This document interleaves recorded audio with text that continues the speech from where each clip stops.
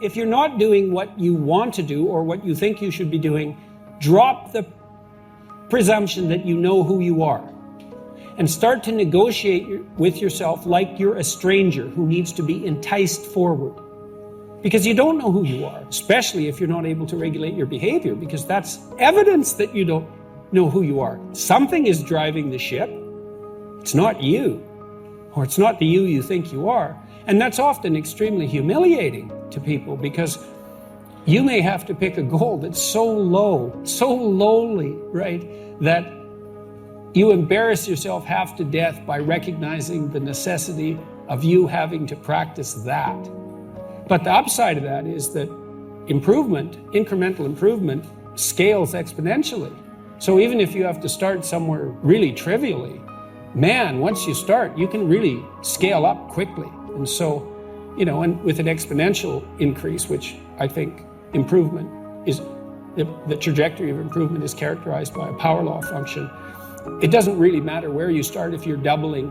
Look, think you get 1% better a week. That's not that high a goal, right? Maybe you could get rid of 1% of your stupidity and malevolence a week, or maybe every 2 weeks. Because that compounds, in 3 years, you are a completely different person. And it doesn't end there. So even if you're starting with, the horrible mixed bag of catastrophes that you actually are, if you're diligent in your attempts to rectify your errors and to aim higher, man. And then with regards to your goals, let's say you don't know what to do. Well, maybe you're high in openness, and so you're pulled in all sorts of directions, or maybe you're low in conscientiousness, or you're confused because you're anxious, or you haven't had any direction, you haven't had good mentoring, etc., etc. There's lots of reasons. Well, I would say, pick something, right?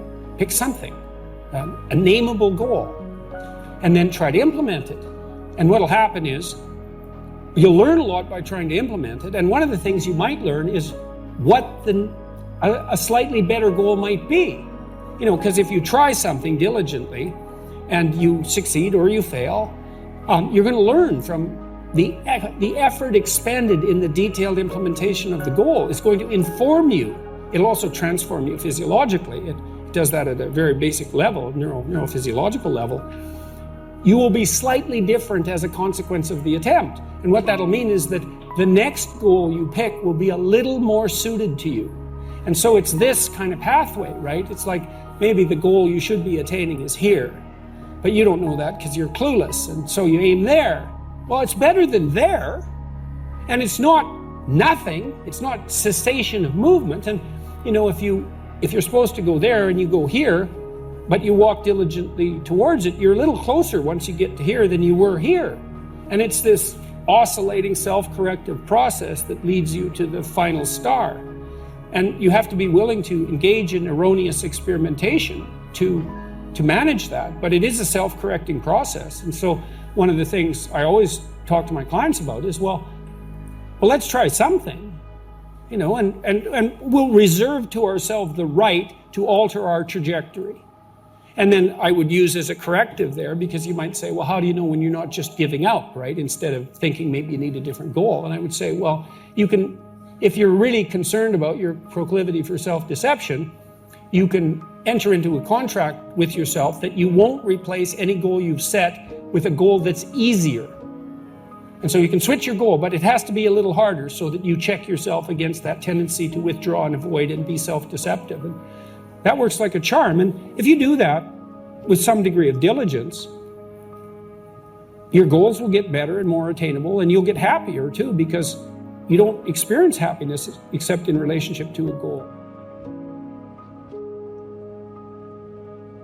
If your life is meaningless, well, you're not pursuing a valued goal. You might be depressed too, and sometimes that can be like an illness, or something that is really wrong with you. But a good rule of thumb is that if you find no joy in life, there's a very low probability that you're pursuing a goal that you regard intrinsically, like in the depths of your temperament, as worthwhile. And that's technically true, because we do in fact experience most of the positive emotion, let's say, that's associated with emotions like joy. We experience that in relationship to a goal. So, well, then you want to find a goal that regulates your negative emotion and that brings you a certain amount of positive emotion and that expands your competence as you pursue it. And you will experience that as meaningful. That's really what meaning signals. Meaning signals you're doing all those things. You say, well, that's not real. It's like, don't listen to the semantic chatterbox so much, right? There's levels of you that are far wiser than that. And you can watch what happens to you instead of noticing what you think, you know. And that's another thing I always did with my clients, especially if they're depressed. It's like, well, let's watch you for a week and see, let's see when you're not so depressed. What are you doing when you're not so depressed? Now, for some people who had an endogenous depression, they were just depressed all the time. And sometimes an antidepressant was a good solution to that. But for people who were situationally depressed, which is equally common, let's say, there'd be quite a bit of variation in their mood. And say, well, it turns out that I'm not so depressed when I'm with so-and-so. It's like, okay, well, why? And more importantly, how can we do more of that? And when were you more depressed? Well, when I'm alone in my room, you know, brooding. Okay, well, how about you spend 10% less time this week alone in your room? Like, we'll introduce 10%, let's say. So you're awake for 16 hours, so that's an hour. Now we'd probably go for 5%, half an hour. That's a hell of an improvement over 20 weeks, right? Because that would be 100% less time doing counterproductive brooding. I'm really on the side of the person that wants to do something positive with their life, to make their own life better, because I think that's where you should start. You should start by maximizing the quality of your own life. That's not a selfish thing, or if it is, it's the right kind of selfishness. And that you should figure out how to do that in a way that's of benefit to your friends and your family and your community, and you should take that deadly seriously. And the reason you should do that is because that just makes life better for everyone. And it reduces a fair bit of the misery that would otherwise be part and parcel of life, and it makes everything function smoothly. And one of the things I'm really curious about is what the world would be like if everybody decided to do that, because human beings are really remarkable creatures, and we hobble ourselves very badly with deception and resentment and revenge and the desire to make things worse and arrogance and all those sins, let's say, that make us deviate from our true path. And our true path should be something like, imagine the noblest aim that you can conceptualize and then sacrifice your life to attempting to attain it. And there's nothing in that isn't good for everyone. And so, apart from the fact that it requires a lot of responsibility, I just can't see why everyone wouldn't do that. And when I'm talking to young people and, you know, shaking my finger and saying, you know, grow the hell up and get mature and take on some responsibility, I'm not saying that because I'm an enemy of the person. I'm saying it because I'm the best friend of the part of them that would really like to walk in the light. And it's an invitation to walk in the light. And it would be remarkable. This is what we need to do, as far as I'm concerned, not only in the West, but in the world at large, but maybe in the West first, is we have to consciously decide that we're going to do everything we can as individuals to walk in the light, and to regard that as a noble and heroic endeavor, and to make that first and foremost in our lives. And that's what we should be educating young people to do, and they can do that. And so I have dozens of people writing to me and talking to me all the time who are saying the same thing. They're saying, look, I've really been trying to get my act together over the last 6 months. I've been trying not to lie, which is slightly different than trying to tell the truth, right? It's a more humble goal to not lie, because you can tell when you're lying, but you can't necessarily tell when you're telling the truth. And I've been coming up with a plan, and I've been trying to discipline myself, and I've been cleaning up my room, which is like a nice humble act that involves transforming chaos into order. And they write and say, God, things are just working out way better for me. It's like, whoa, do it, man. That's just, you keep that up for 15 years and you'll be unbeatable. And that's what we should be convincing young people to be, is to be unbeatable. Cooperate with your wife and negotiate. And don't let your children do anything that makes you dislike them. Because if you dislike them, you can bloody well be sure other people will. And you can guide them, you know, and part of that's that acceptant maternal love that sort of encompasses everything. Some of that's the discriminating encouragement that fosters further growth, and you want a balance of that in your household.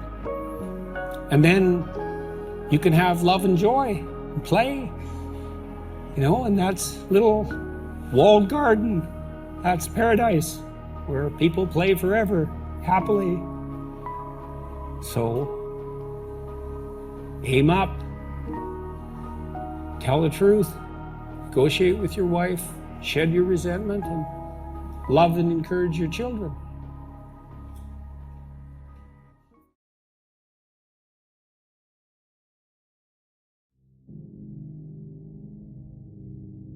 Oh yes, alcohol is a very bad drug for violence. 50% of people who are murdered are drunk, and 50% of the people who murder them are drunk. And that's true for almost every violent crime. In fact, if you eliminated alcohol, you'd eliminate most interpersonal violence. Look, I find that this is kind of an interesting topic because I think it's interesting that alcohol is legal. Mm-hmm. And yet, you do terrible things sometimes. You probably couldn't have made any a worse drug legal.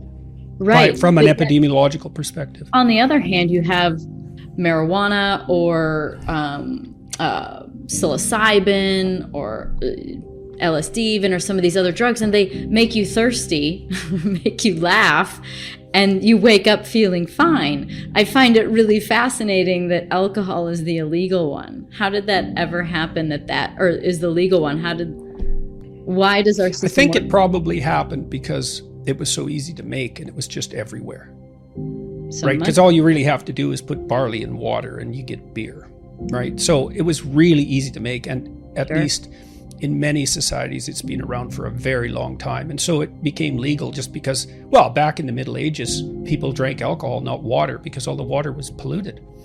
Right. Right. So that's the reason, but it certainly wasn't a consequence of evaluating the drugs by their comparative risk and rank ordering them and making, the least harmful legal. It wasn't that at all, because alcohol is unbelievably dangerous. I mean, about 10% of people become addicted to it in one way or another. Really? And far more people than that abuse it. Yes, at least once in their life, yes. Yeah. It's really bad. I studied alcohol for years. It was my subject of my PhD. We were interested in what factors made alcoholism hereditary, because it does seem to have a strong hereditary component. And what we basically concluded after doing a tremendous amount of research was that people who are prone to alcoholism, at least one type of person who's prone to one type of alcoholism, got a very, very powerful stimulant effect from the alcohol during the time that their blood alcohol level was ascending in the 10 or 15 minutes after they took a drink, especially if they took a large drink fast or multiple large drinks fast. You can probably tell, by the way, if you're one of these people, if you want to go do this in the bar the next time you go on an empty stomach, take your pulse, write it down, drink 3 or 4 shots fast, wait 10 minutes, take your pulse again. If it's gone up 10 or 15 beats a minute, look out, because that means alcohol is working as a psychomotor stimulant for you. And we found that for many of these people, that was an opiate effect. What seemed to happen was that when they drank alcohol fast, they produced probably beta endorphin, although we were never sure. It can be blocked with naltrexone, which is an opiate antagonist.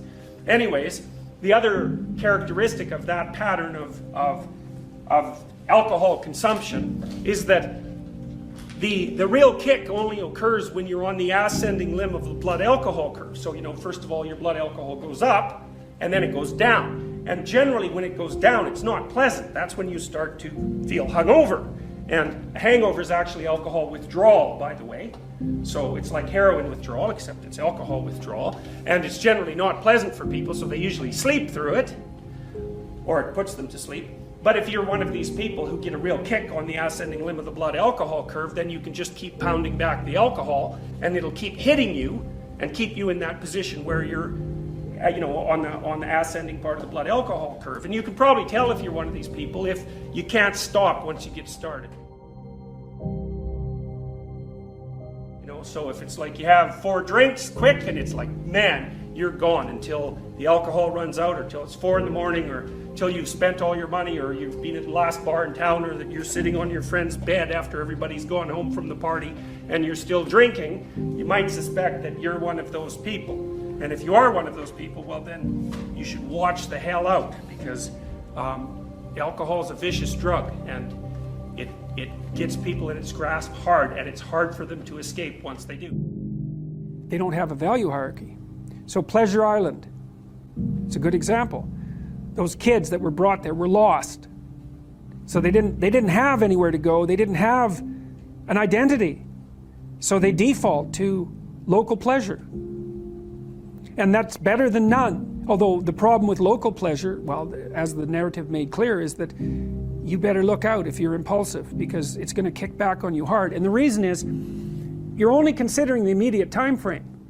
And the problem is that things propagate across all the time frames. And so just because something works really well this second, cocaine, for example, doesn't mean that it's a tenable solution to the class of all problems. So usually, often, people pursue local pleasure because that's the best they can imagine. It's the best they've been taught. They don't see another alternative. So it can be ignorance. It can be they don't want to adopt the responsibility, because part of the problem with working at every level of the hierarchy simultaneously is that it's like dancing to a very complex waltz, let's say. You have to be paying attention to a very large number of things simultaneously and doing things right. It requires responsibility. And so, it's a pain. It's a weight. Part of the reason people drink alcohol is to get rid of their responsibility. I mean, that's, you hear people drink because they have problems. It's like, yeah, no. Some people drink because they're anxious, and alcoholics drink because they're in withdrawal. But young people drink because they're sick and tired of being responsible, because it's annoying. It's like, so I'll drink enough, I won't care about the medium to long-term consequences, because alcohol, that's exactly what alcohol does. It doesn't make you ignorant of the medium to long-term consequences, but it makes you not care about them. And partly it's because it dampens anxiety. So it dampens anxiety, leaves your positive emotion circuits intact, so then you can go out there and do stupid fun things. And that's a party, really. Let's go do stupid fun things. That's a party. But the medium to long-term consequences it's risky. It doesn't mean you shouldn't do it, but it's risky. So, yeah, they don't know better. That's the answer, I would say. Like, make a plan. I would say do the future authoring program, because it isn't that you're trying to avoid booze exactly. It's that you're trying to restructure your whole life, because if you're a drinker, then all your friends are drinkers, and you're used to drinking in every social situation, and the places that you go to socialize are places that you drink, and it's really built in as a whole set of habits. And so what you have to do is kind of redesign your life, and you have to think of things. You can't just stop drinking. You have to figure out what you're going to start doing instead of drinking. There's a hole that you have to fill in. And the future authoring program will also help you figure out what your life could look like in the absence of alcohol, and what kind of hell you could end up in if you keep drinking and it causes all the problems that it can cause. And I think you really need to think through the hell that can occur, and you have to think through how your life could be valuable without alcohol, so that you can be motivated enough to try to regulate it. And I would also say, if you fail and slip, don't berate yourself and beat yourself up. Just start quitting again, because if you could cut your alcohol intake down 75%, that's a hell of a lot better than zero. And often people go all or nothing, just like they do when they're quitting cigarettes, and they'll quit for a month and then have a cigarette, and they'll say, oh my god, now I've broken the pact, and then they'll smoke a whole pack and they'll be smoking again. You don't have to do that. You can just decide that you slipped and that you're going to get back on the wagon again. And it can take a long time, but I do believe that you need a better vision of life, right? You have to find something to do that's better than alcohol, and that might take some real consideration, especially if alcohol is a very potent drug for you. And I would also say, don't hesitate to try the naltrexone. It's got a pretty decent clinical history, and it's basically harmless. What's the best way to stop drinking alcohol and start doing my best in my psychology degree? It's affecting my study, but I can do very well if I stop. I'm 26. Well, Paul, what I would say is I think you should do the future authoring program, and you should really concentrate. There's a section in it that helps you determine what your positive view of your future would be, but another section that helps you determine what would happen in your life if your negative habits got out of control. And one of the things that can really help you control your alcohol intake is to really, really think through what you're giving up and where you could be in 5 years if you don't get it under control. And a proclivity to alcoholism can be a really vicious thing. You know, lots of people get dragged down into the mud by alcohol, excess alcohol intake, especially if they're sensitive to the opiate response that alcohol can produce. And you can tell that when you drink, you know, you get alert and let's say more enthusiastic and energetic, and then you don't want to stop drinking. That's definitely a bad sign with regards to developing alcoholism. So I would say you need to figure out something that's more important to you than drinking. Think through very hard the negative consequences of continuing it. You're at about the age, 26, where you should stop. I mean, guys who are going to stop generally start to slow down pretty intensely around that age. You know, also treating your psychology studying as a full-time job can also be helpful. So, you know, get up at 8 in the morning or 7:30 in the morning and start hitting the books by 9 and put in a 6 to 8 hour day. And then even if you do keep drinking, at least you're moving forward. So that's what I would say about that.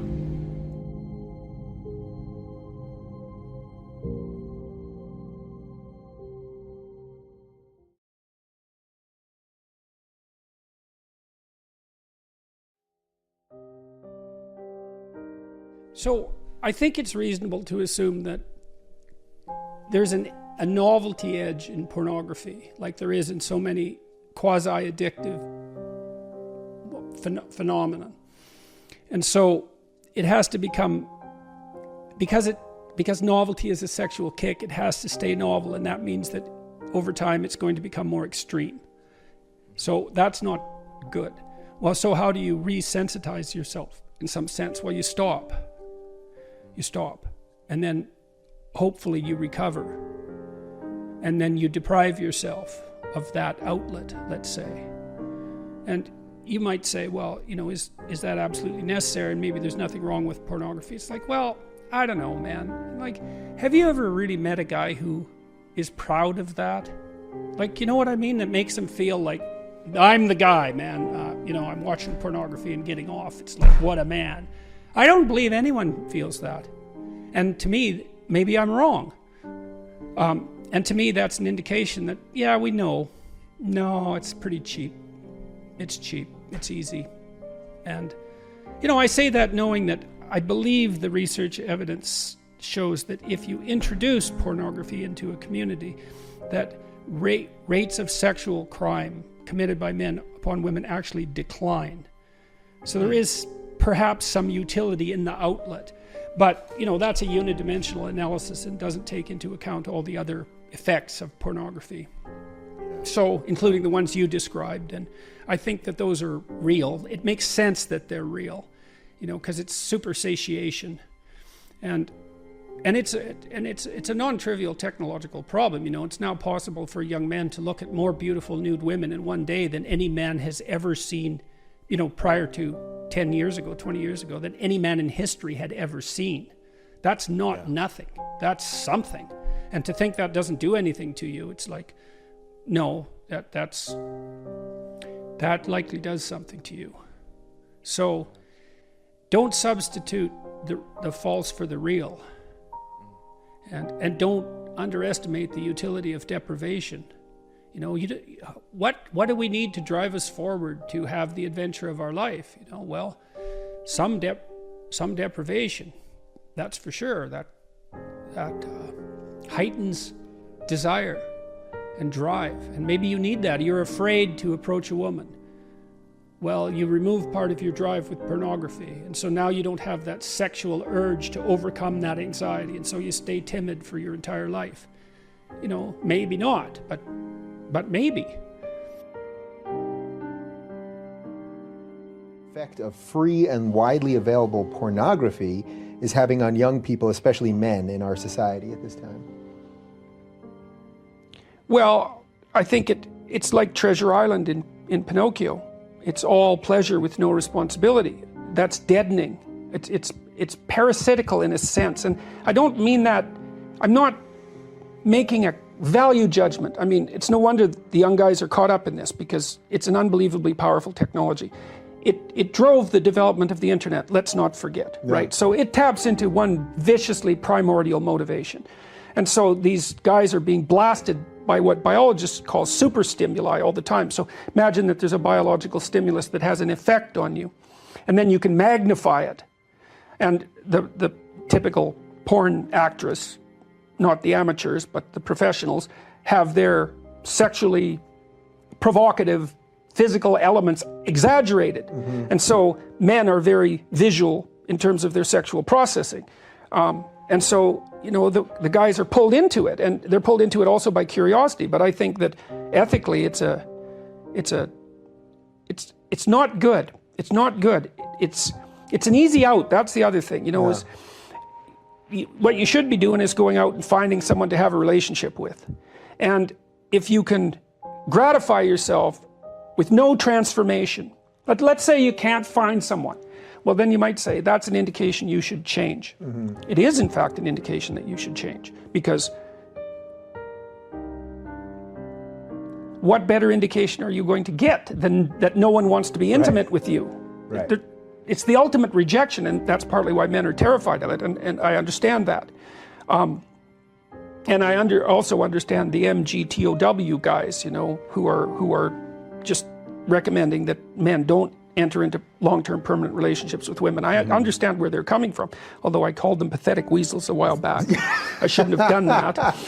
See, that's where I said to you, are you worried about every little thing that you say? Once you say some... Well, they're providing a lot of young guys who need a kick to go out there. Right, they're actually giving them the back door. They're giving them a rationale, and I've seen this have very detrimental effects on a number of people already, and partly in my clinical practice, because these guys, the young guys who aren't successful, they're looking for a reason why women are terrible, because otherwise they have to think, well, they're just not presentable, which is what they do have to think, because that's almost the definition of presentable, right?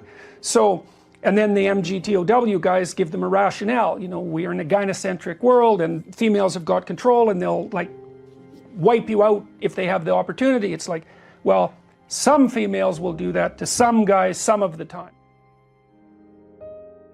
What advice would you give to someone looking to quit porn? Well, I gave some advice a little earlier about quitting alcohol, you know, and I would say it isn't that you're trying to quit porn. It's not the right way to think about it. The right way to think about it is that you're trying to figure out how to have a better life. And so you have to figure out, well, I would say do the future authoring program and keep your porn addiction in mind and think. So in the first part of the future authoring program, it asks you a bunch of questions about what your life could be like in 3 to 5 years if you took care of yourself like you were someone that you cared for.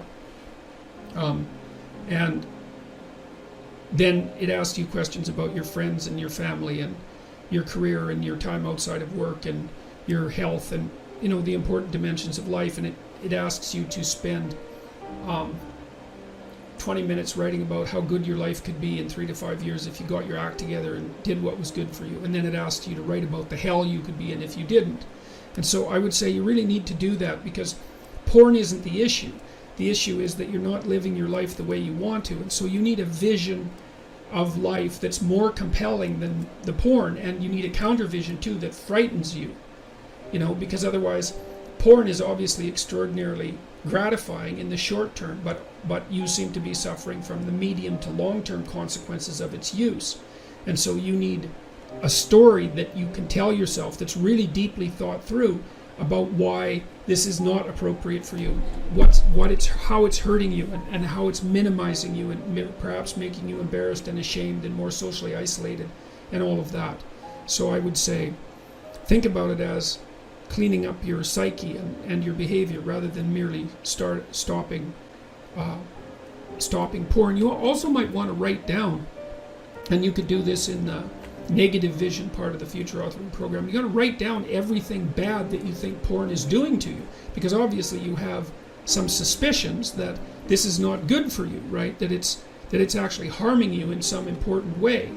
And so you need to be fully cognizant of what those ways are, and then take them seriously and decide if that's the pathway through life on which you wish to travel. And so, and then I would also say good luck to you. You know, it's a very good idea to identify one of your weaknesses and work on it. You can strengthen yourself substantially by doing that.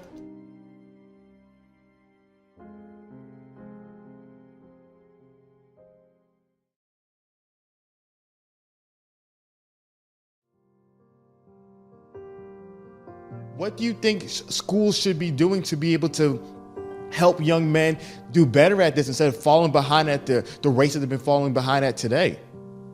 Well, I think a fair bit of it is going to have to do with a proper explanation about why they need to learn to write and read. And I also think that our schools, led by the faculties of education at universities, which is an enterprise that's become corrupted almost beyond belief.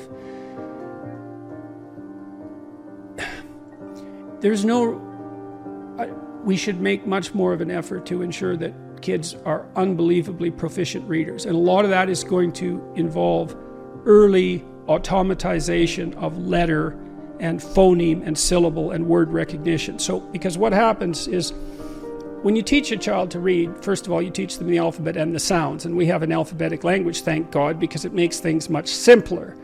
And so you teach them the letters, and then the 2-letter combinations, and then the 3-letter combinations. And then they can sound out syllables, and then they get words. But it isn't until you can read phrases automatically at a glance that you can read for content and pleasure.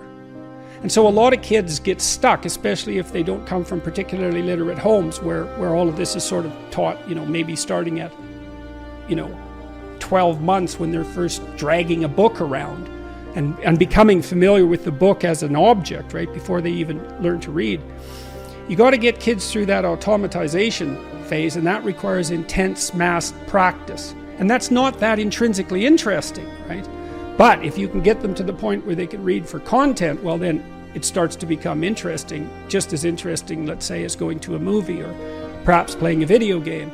And so that has to be made an absolute priority. And if the faculties of education were doing their job, they would have produced technology to solve that problem for virtually every child, because it is only a matter of practice. Smarter kids will learn faster, but with enough practice, pretty much everybody is going to get there.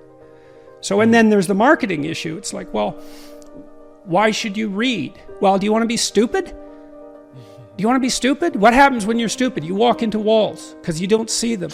And if someone comes along who's more educated than you, more literate and cannier, you'll lose, man. You'll lose. And you'll lose too because you can't think properly. So you won't aim at the right things, and you won't be informed by the great individuals of the past. And you need that. We're historical creatures. This isn't optional. So part of it has to be marketing, for lack of a better word. It's not really that. It's an explanation. Why be literate?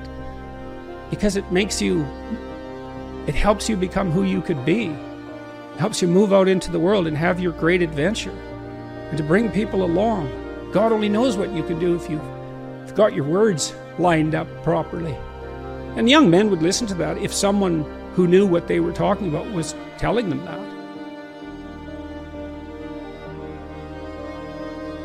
Tell the truth, or at least don't lie.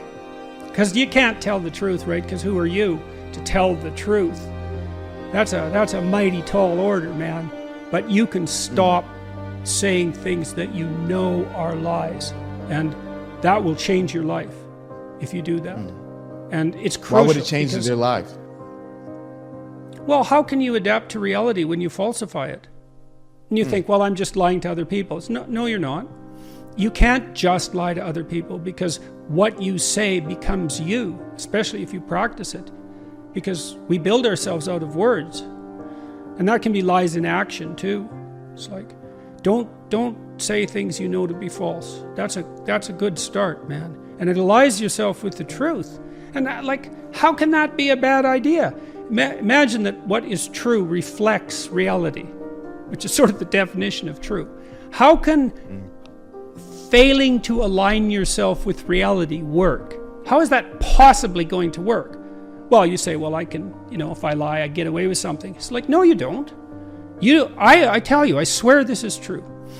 In all of my clinical practice, I have never, ever seen anyone ever get away with anything even once. You think the chickens won't come home to roost. It's like, all that means is you're too stupid to see what your lies caused, or too blind or too self-deceptive. You just don't see it. And so you don't get away with anything. Nothing. It's terrifying to actually understand that. It's terrifying. What if you can't get away with anything, ever? Well, that's the judgmental God, fundamentally. That's a very old idea, and it's an old idea for a reason. And of course you can't get away with anything, because imagine that you took a flexible plastic comb, and you bent it backwards, and you say, well, I got away with that. It's like, well, what's going to happen when you let go? It's going to snap back and hit you in the face, and that's life, man. You warp the structure of reality? You think you are someone who can warp the structure of reality with your words and get away with it? Really? No, man, that should terrify you right to the core of your soul. You're not God.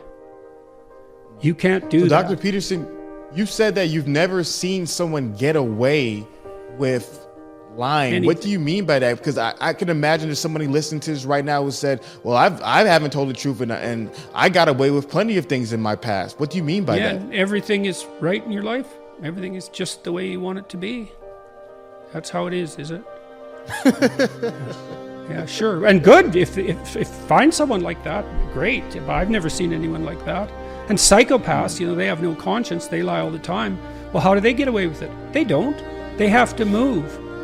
Because people figure out who they are, and then they have to move on. And so you could say, well, that's getting away with it. It's like, well, no long-term relationships, no love, no trust, no brotherly affection, no friends, and generally no financial success, not in the real sense.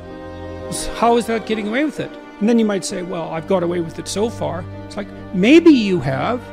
And maybe you're just too dim to see the consequences because you've blinded yourself, and God only knows who you could have been if you wouldn't have lied your way to where you are now. No, I've never seen it. And sometimes I'd work with someone to untangle what had happened to them over multiple years as things fell apart. And we'd find all sorts of lies. Not always ones they told, but sometimes lies their parents told them, for example, that deep, dark, terrible things. Messing things up in an unbelievably catastrophic and tragic way. Now, it was absolutely terrifying. But I can't see how it just doesn't make sense. It's like, how could you possibly defend the idea that you could warp the structure of reality and get away with it? I mean, who, like I said, who do you think you are? Reality is, you don't mess with it. Like, it kills you. And it'll torture you quite a lot before doing that if you're particularly unlucky. So beware. They say the fear of God is the beginning of wisdom. That's that judgmental God. It's like, you violate your conscience, man. You will pay. You become what you practice, and if you withdraw and lie, you become a lying coward. That's what happens. You don't have to practice that much before that's the case. So is that what you want? Well, no one will come after me. It's yes, they will. Part of it is also really understanding in some way that there's no escape. There's no safe path. There's a noble path. There's an honorable path. There's no safe path. And possibly you wouldn't want that anyways, because, well, who are you exactly? Look at you. Warrior stock. Every single one of your ancestors has stayed alive for 3.5 billion years. It's like, good work, man. That's a lot. And so, what makes you so sure you're built for safety? What makes you so sure that that's what we should strive for? And then if you want adventure, I'll tell you what an adventure is. You tell the truth as nearly as you can, and you'll have the adventure of your life. That's for sure.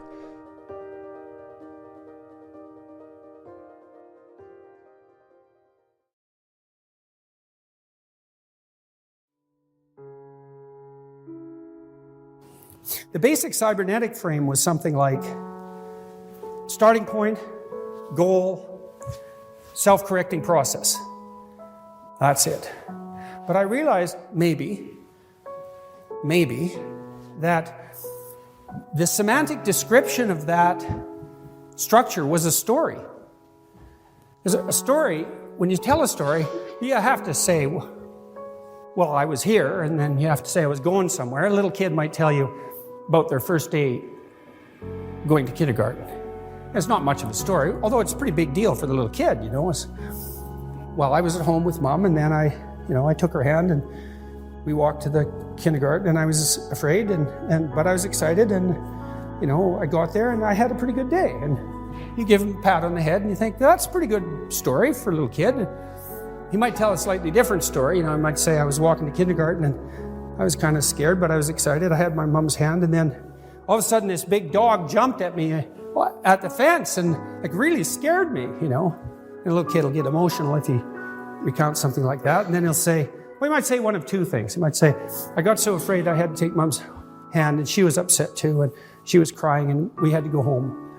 And then he doesn't go to school for the week. And then when he goes to school, he has a panic attack, and then his mother martyrs herself so that he can have a panic attack for a tremendous long period of time, and then, it's just a complete bloody mess. And that's an Oedipal narrative, by the way. Or maybe the other story would be, I was scared of the dog.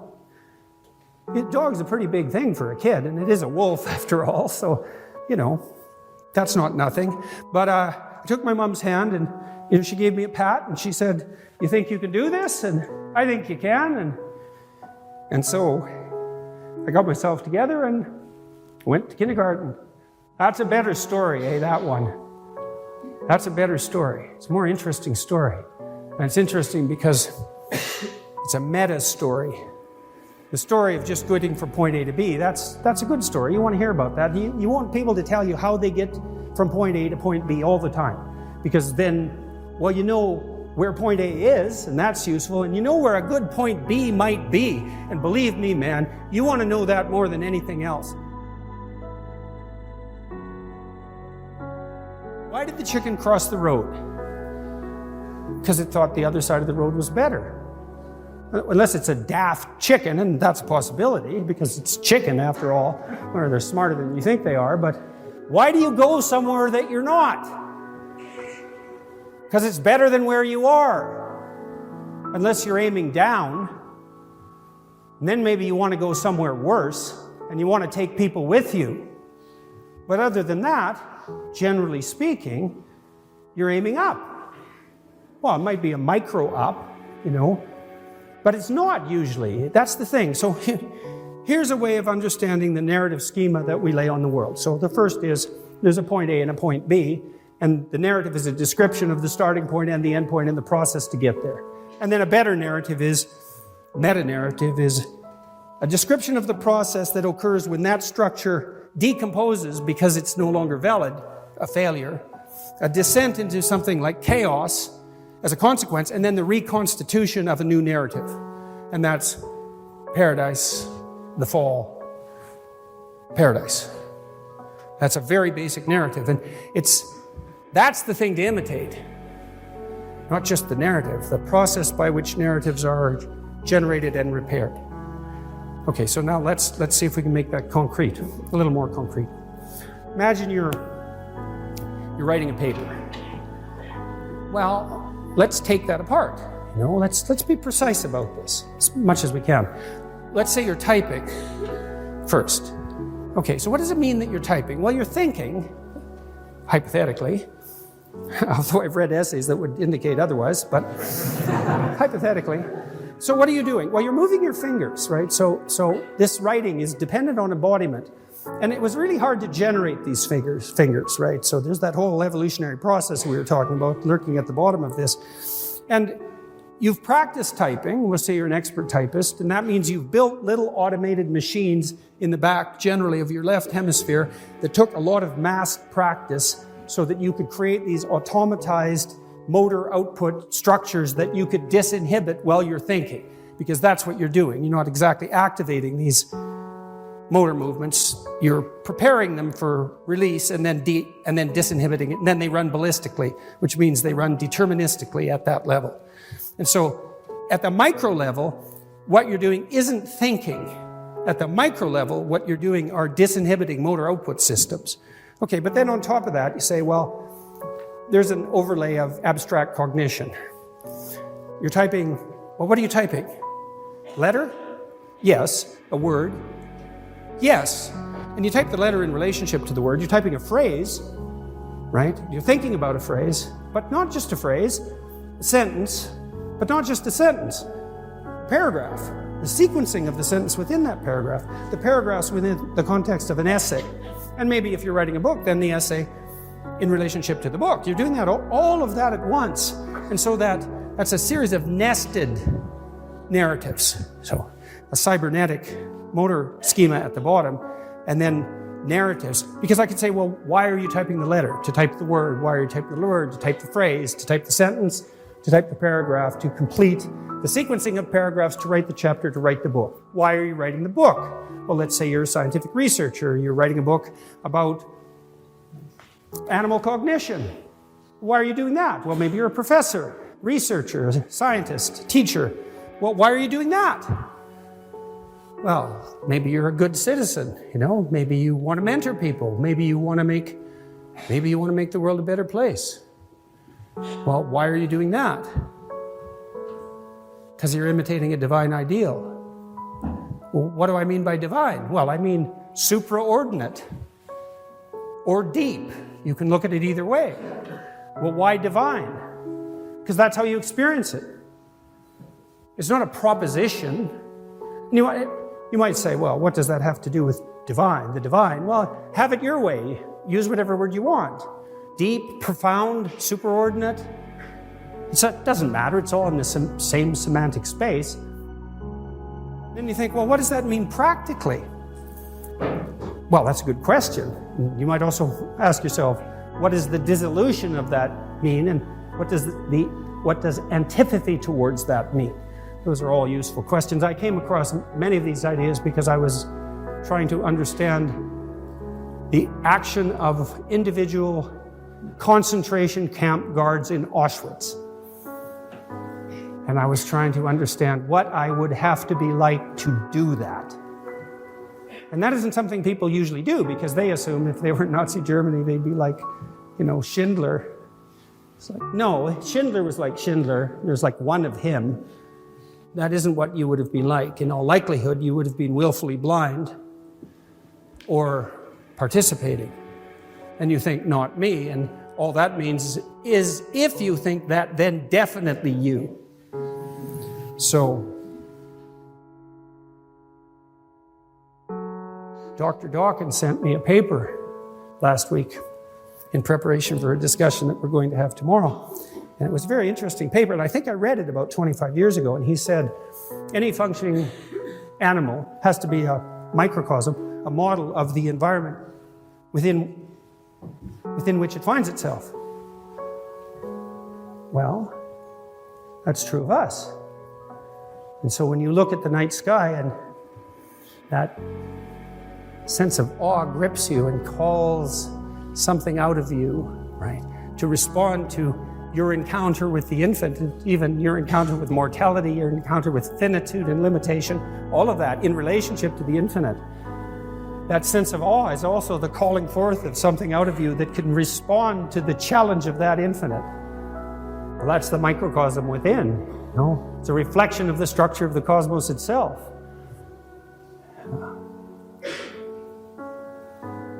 That's the divine ideal. And we either imitate that, or we fail to imitate that, or we pursue the opposite path. Those are the options, and it's given our technological power and our capacity for wholesale atrocity, it's time we woke up and realized it.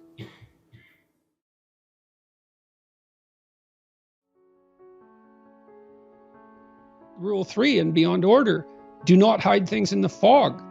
It's like realization is generally an effortful process.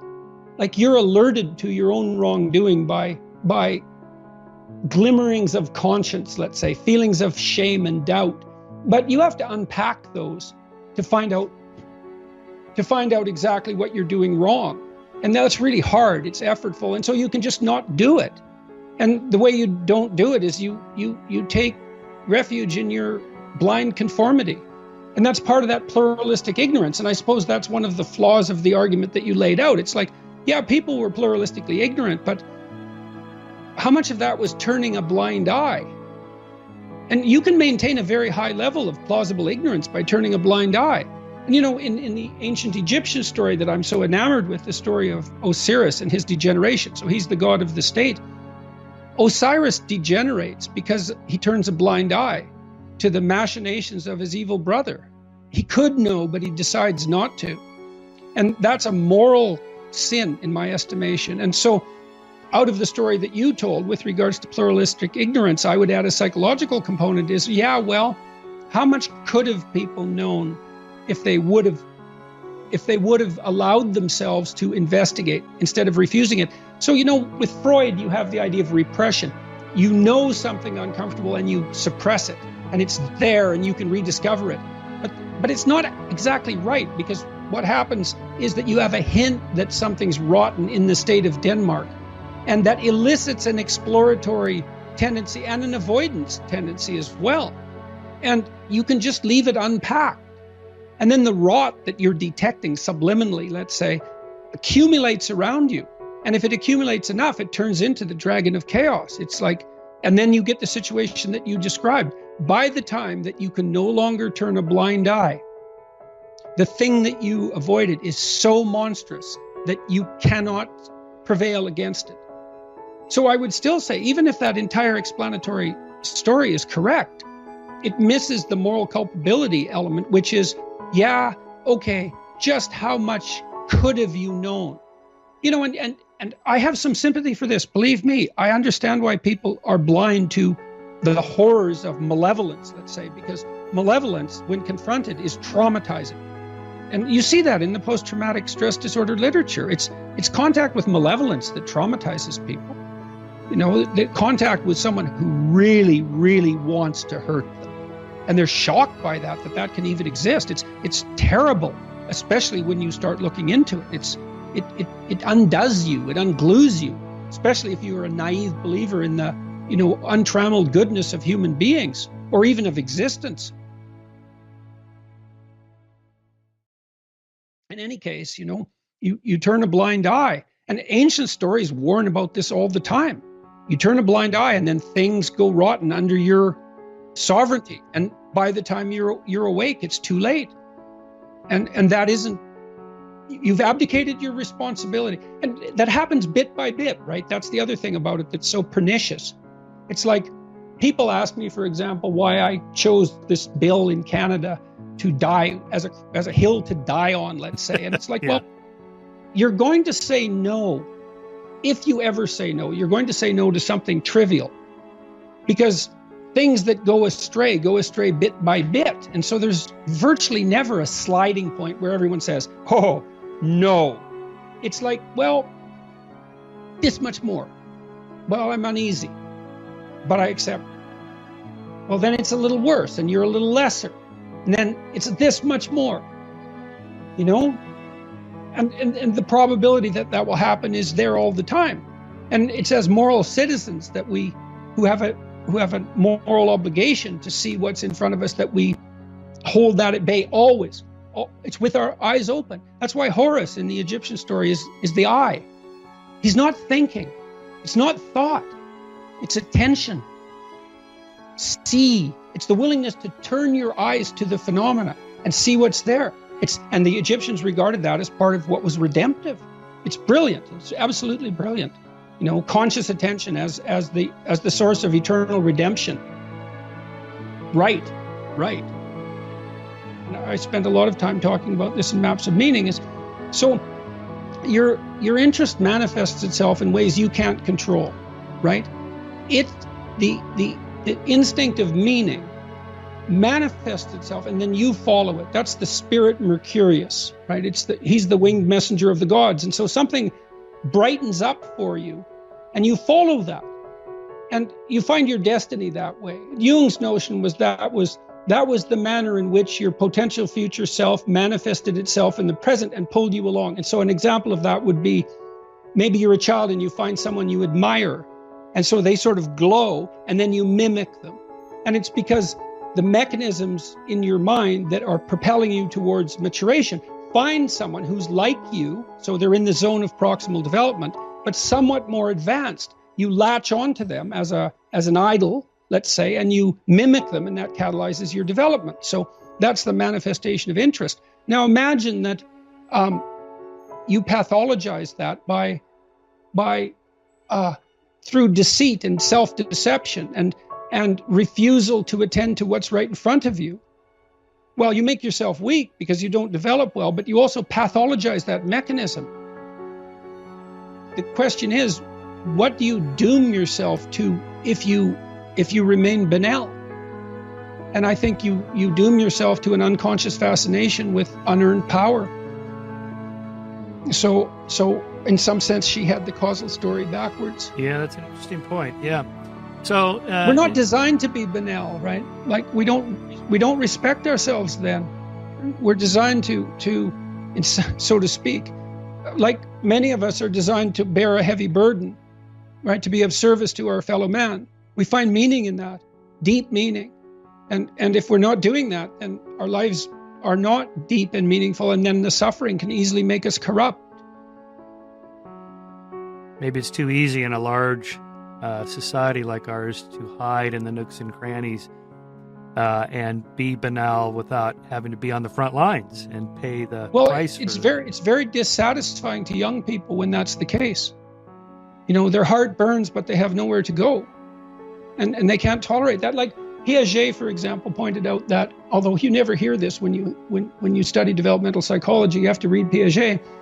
He pointed out that late adolescents reliably go through a messianic phase, right? They're compelled to change the world. They feel called out to this quasi-messianic destiny. And certainly ideologues are great at harnessing that.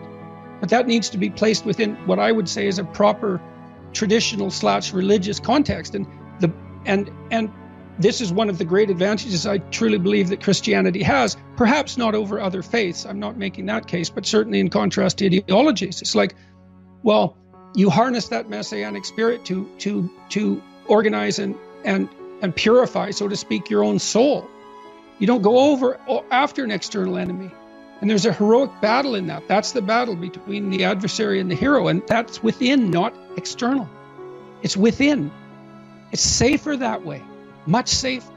And then you have good citizens if that works out, because they get themselves in order, you know, and more than in order. They become masters of chaos as well as order. And that's also what I see as something that's so profound about the biblical narrative, because it insists upon this psychologization of utopia. It becomes a psychological drama, not a political drama. It's a psychological drama. The moral battle takes place within the confines of your own psyche.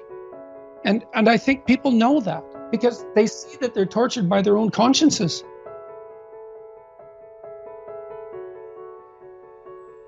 You know that because of our moral ambivalence, each of us, we're less committed to our task than we might be. We're plagued by existential doubts. We're held back by our resentment and our bitterness. We get in our own way. We have an ambivalent sense of whether we're worthy, as individuals or as a species for that matter. And so we stumble forward half crippled, and maybe we move towards the light regardless, but we're not all in by any stretch of the imagination as individuals or as a culture or as any culture. So then you ask yourself, well, what would you be like if you were all in? And then what would a culture be like if it was composed of people who were nothing but all in? If we devoted everything we had to the task at hand, to the highest good, and we moved away from our adversarial identification and our nihilism and our desire for destruction and our willingness to wallow in misery and to perpetuate it, well, what would we do? Would we defeat death? Would we bring about immortal life?